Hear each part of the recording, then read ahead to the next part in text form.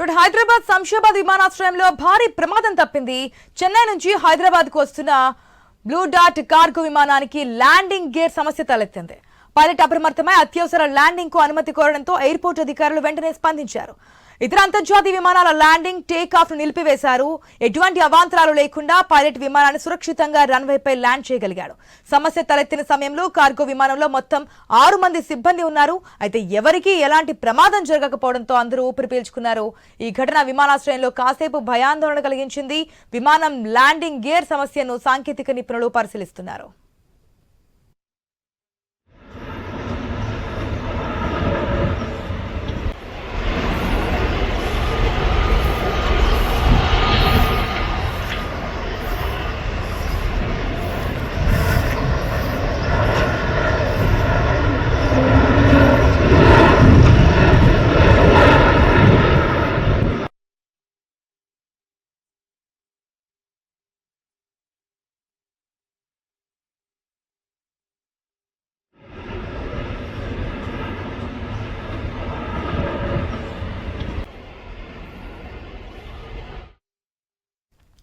హైదరాబాద్ శంషాబాద్ విమానాశ్రయంలో భారీ ప్రమాదం తప్పిందని చెప్పాలి.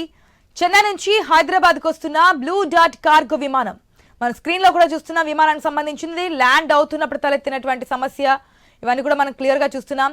ఏదైతే ల్యాండింగ్ సమయంలో గేర్ సమస్య అనేది తలెత్తింది.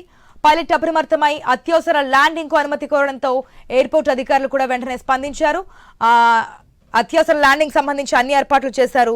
అక్కడికి వస్తున్నటువంటి ఇతర అంతర్జాతీయ విమానాల ల్యాండింగ్ కావచ్చు, టేకాఫ్ ను కూడా నిలిపివేశారు అధికారులు.